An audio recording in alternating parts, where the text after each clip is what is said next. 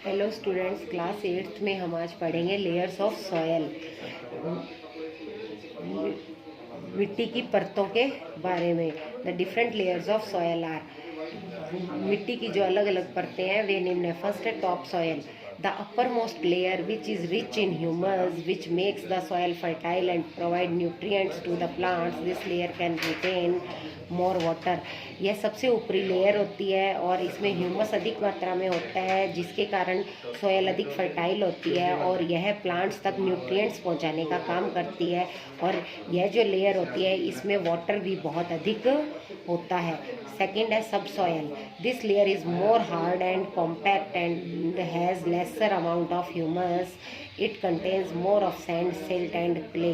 जो सब सॉयल है वह कठोर होती है और मतलब कॉम्पैक्ट पाउडर के समान होती है। इसमें ह्यूमस बहुत कम मात्रा में होता है और इसमें ज़्यादा मिट्टी, सिल्ट मतलब गीला कीचड़ और क्ले कीचड़ टाइप ऐसे गीला गीला सा होता है। Weathered rock third, it contains small piece of rocks. Weathered rock मतलब चट्टानी रूप। यह एक छोटे छोटे चट्टानों के जैसे पीसीज होते हैं इसमें। फिर है अनवेदर्ड पेरेंट रॉक, अनवेदर्ड जो चट्टानों से बनने वाले। Below the weathered rock, weathered rock के नीचे ये पाई जाती है। There is a layer of hard rock, यह एक कठोर चट्टान जैसी होती है, इसलिए इसे बेड रॉक भी कहा जाता है। Weathering the breaking up and decaying of exposed rock due to change in temperature, frost action, penetration of plant roots, animals and human activity. Weathering मतलब क्लाइमेट या मौसम जो होता है वो क्या करता है, ब्रेकिंग अप चेन को तोड़ता है। एक्सपोज्ड रॉक्स जो टूटती हैं उनमें बदलाव होता है टेम्परेचर के कारण। और वो जो कार्य रोस्ट एक्शन मतलब धमाका होता है। और पेनेरेंटेशन के कारण छोटे छोटे जो प्लांट फ्रूट्स और जो ह्यूमन एक्टिविटी है वो सब इसी में शामिल किए गए। It take more than 500 years for 2 centimetre of soil to be form. 500 से अधिक वर्ष का समय लग जाता है 2 सेंटीमीटर की सॉइल को निर्मित होने में। There are more than 10,000 types of soil in the world.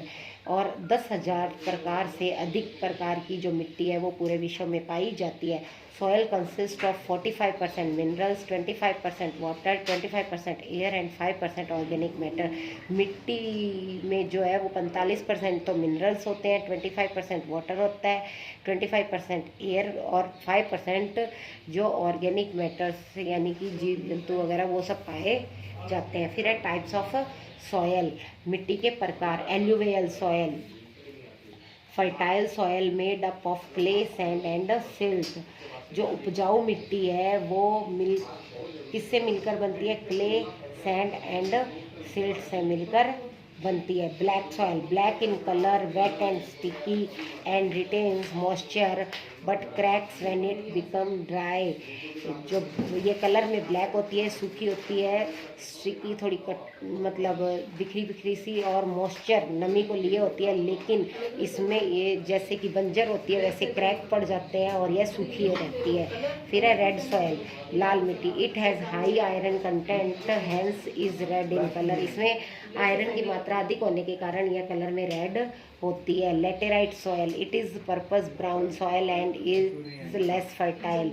यह मतलब ब्राउन कलर की सॉयल होती है और यह उपजाऊ कम होती है। डेजर्ट रेगिस्तान, it is loose porous curious sandy soil.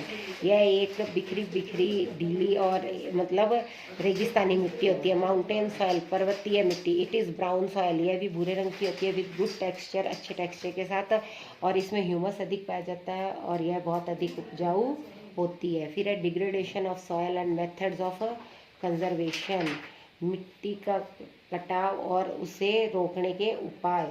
The major threat of to soil is the erosion and depletion of soil. जो ज़्यादा नुकसान है मिट्टी के कटाव का या पतन है वो नेचुरल और ह्यूमन दोनों तथ्यों के कारण, दोनों प्रकार के तथ्य इसके लिए उत्तरदायी हैं। Soil erosion is mainly the removal of the top most layer of soil due to floods. Soil erosion का मुख्य कारण है मिट्टी की जो टॉप मोस्ट लेयर है उसका हट जाना, और ऐसा बाढ़ के कारण, लैंडस्लाइड के कारण, वेव्स के कारण, ह्यूमन एक्टिविटीज़ जैसे कि डिफॉरेस्टेशन, ओवरग्रेजिंग, रेन वॉश और एक्सेसिव यूज़ में केमिकल फर्टिलाइज़र और पेस्टिसाइड्स के कारण होता है। This effects the fertility of soil, और इसके कारण जो सॉयल की फर्टिलिटी है वह प्रभावित होती है।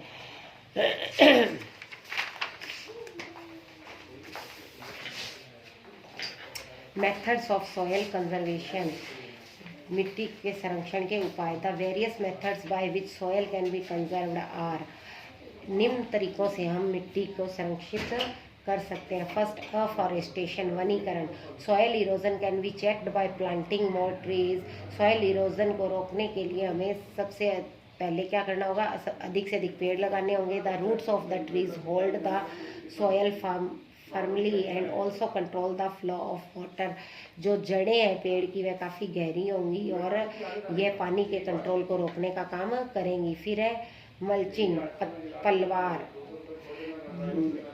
The bare ground between crops is covered with organic matter and drought resistant grasses। जो खाली मैदान है वहाँ पर हमें क्या करना है, फसल के अलावा उसे घास या इत्यादि इन चीज़ों से कवर कर देना है। वंस द ग्रासेस और vegetation cover the soil it checks further soil erosion. जब ये मतलब इससे एक बार घास या वनस्पति से वह सॉयल कवर हो जाती है तो वह सॉयल इरोजन को रोकने में कामयाब हो जाती है। It is very important for people to conserve soil. यह बहुत महत्वपूर्ण है लोगों के लिए कि वे मिट्टी का संरक्षण करें, स्पेशली फॉर इंडिया, विशेषकर भारत में, because it is an agricultural country and farming is the main source of livelihood. विशेषकर भारत में, क्योंकि भारत एक कृषि प्रधान देश है और यहाँ पर जो फार्मिंग है वह जीवन यापन का एक मुख्य साधन है। Majority of Indian population and the ministry of its economy. भारतीय पॉपुलेशन की भी इसमें मेजॉरिटी है और अर्थव्यवस्था में भी इसने प्रथम स्थान प्राप्त किया हुआ है। कॉन्ट्योर बैरियर्स, समोच्च बाधाएं। Along the contours of landstones, grass and other vegetations are used as barriers. हम कॉन्टोर्स के रूप में जैसे भूमि पर पत्थर, घास और वनस्पति जो है वो बैरियर्स के रूप में यूज़ कर सकते हैं।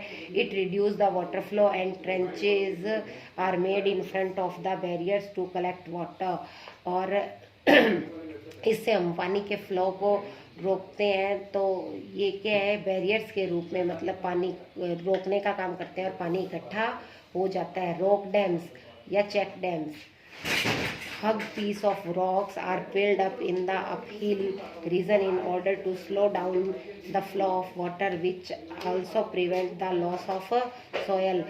बड़ी मात्रा में जो रॉक्स के जो पीसेस हैं वो भर जाते हैं हिली एरिया में और इसके कारण वे फिर पानी के फ्लो को नीचे की ओर आने नहीं देते, और अगर उसके साथ पानी का फ्लो आता है तो उसके साथ मिट्टी भी बहकर आती है।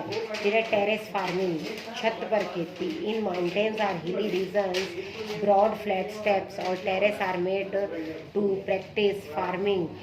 माउंटेन या हिली क्षेत्र में ज़्यादातर क्या टेरेस का जो क्षेत्र है वो फार्मिंग के लिए यूज़ किया जाता है। Crops are planted on each step which prevents the flow of water, thus preventing soil erosion।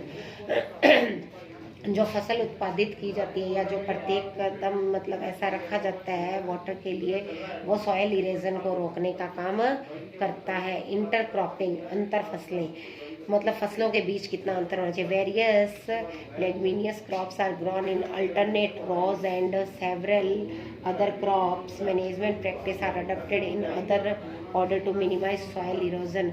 बहुत सी जो फसलें ऐसी हैं जो मतलब रोज के रूप में या अदर मतलब क्रॉप जैसे एक के साथ एक दूसरी फसल बोई जाती है, इस तरह की जो मैनेजमेंट स्वीकार की गई है इसने सॉयल इरोजन को बहुत कम कर दिया है। काउंटर प्लगिंग, समोच्च जुताई। It is mainly practice by ploughing parallel to the contours of hill slopes to form a natural barriers for water which flows down to the slope। यह मुख्य रूप से मतलब इस प्रकार हल को चलाते हैं कि जो हिली एरिया है उसके आसपास जो है वो बैरियर बनते जाते हैं और पानी का फ्लो जो है वो डाउन ढाल की तरफ होता है। तो यह सहायता करते हैं सॉइल इरोजन को एक पर्टिकुलर क्षेत्र तक पहुंचाने के लिए सॉइल को। फिर है शेल्टर बेल्ट्स, आश्रय पट्टी। In the dry coastal arid region, सूखे या समुद्री जो नमी वाले क्षेत्र है वहाँ पर बहुत से पेड़ एक रो के रूप में लगा दिए जाते हैं और ये क्या करते हैं, हवा की गति के कारण या जो सॉइल उड़ के इधर उधर जाती है उसको प्रोटेक्ट करने का काम करते हैं। Beside the above given ways, ऊपर जो तरीके दिए गए हैं, farmer should use eco friendly fertilisers and plant indigenous trees and shrubs which can significantly prevented erosion of soil। ये मतलब एक तरीके से कहते हैं कि इको फ्रेंडली फर्टिलाइज़र यूज़ करने चाहिए और जो विलुप्त होने वाले पेड़ झाड़ियाँ वगैरह हैं उनको लगाना चाहिए जिससे कि मिट्टी भी का जो इरोजन है वह भी रुक जाएगा और पौधे भी लगेंगे। वाटर, पानी। Water is a very important renewable natural resources. Water जो एक बहुत महत्वपूर्ण रिन्यूएबल प्राकृतिक रिसोर्स है। Nearly 3/4 of the earth surface is covered with water and the rest is land. अब हम देखें तो जो 3/4 पार्ट है भूमि का वो पानी से कवर है और बाकी बची हुई भूमि है। Therefore earth is known as watery planet, इसलिए पृथ्वी को एक वाटरी प्लेनेट के रूप में भी जाना जाता है। It is believed that life began in oceans about 3.5 billion years ago. यह भी विश्वास करने वाली बात है कि यहाँ पर जो ओशियंस की जो जीवन है वो लगभग 3.5 बिलियन वर्ष पूर्व का माना जाता है। Today oceans cover nearly 2/3 of the earth surface. आज के टाइम में ओशियंस ने लगभग 2/3 भाग जो है पृथ्वी का कवर कर रखा है and provide a rich variety of plant and animals life. और यह हमें बहुत बड़ी मात्रा में पौधे और जीवन जंतु देते हैं। Water is also used human being, पानी मानव के द्वारा भी यूज़ किया जाता है अपने डेली नीड्स के लिए, जैसे एग्रीकल्चर, इंडस्ट्री और इलेक्ट्रिसिटी जनरेट करने के लिए। Without water food chain is not possible, बिना पानी के जो फूड चेन है वह भी संभव नहीं है। And it will disturb the ecosystem, और इसकी वजह से हमारा जो पारिस्थितिकी तंत्र है वह भी डिस्टर्ब हो जाएगा। Plants also need water for their growth and they are the lifeline for the survival of human beings.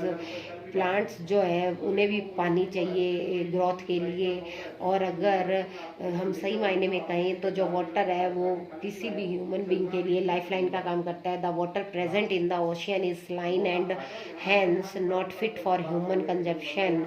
जो ओशियन का वाटर है वह सलाइन होने के कारण ह्यूमन के कंजप्शन के लिए फिट नहीं है।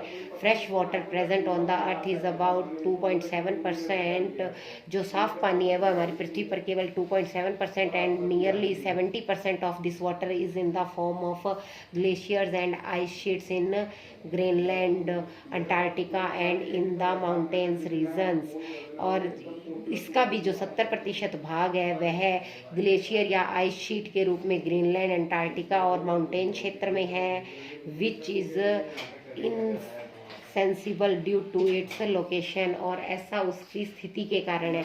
Only 1% of fresh water is available for human consumption, और केवल 1% वाटर जो है वो ह्यूमन कंजप्शन के लिए बचता है ग्राउंड वाटर के रूप में, सरफेस वाटर के रूप में, lakes and rivers, and water vapour in the atmosphere, और या फिर जो वाटर वेपर एटमॉस्फेयर में विद्यमान है उस रूप में।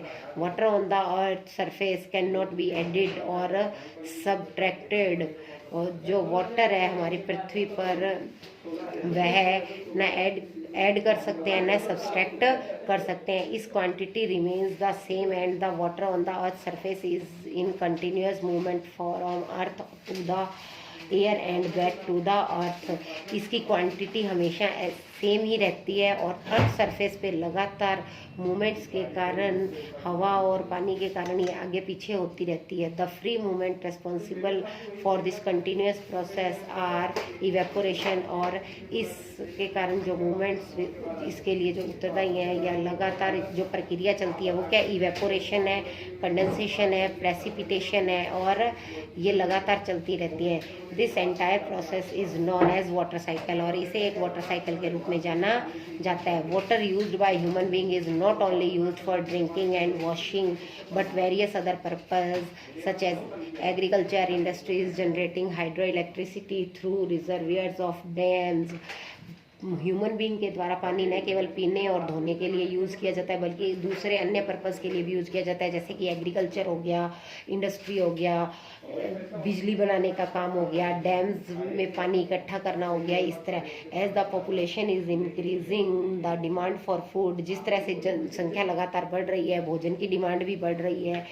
कैश क्रॉप लगातार उत्पादित हो रही है, टिम्बर एट्सेट्रा ये बढ़ रही हैं। Urbanisation and improvement the living standard, शहरीकरण और जीने का स्तर में लगातार वृद्धि हो रही है। ये महत्वपूर्ण तथ्य ऐसे हैं जो कि फ्रेश वाटर के जो सप्लाई में शॉर्टेज का कारण बन रहे हैं। Drawing up of water, source of pollution of water, इसकी वजह से क्या है कि वाटर पॉल्यूशन के कारण जो वाटर सोर्सेज हैं वो भी सूख रहे हैं। फिर है प्रॉब्लम्स ऑफ वाटर अवेलेबिलिटी,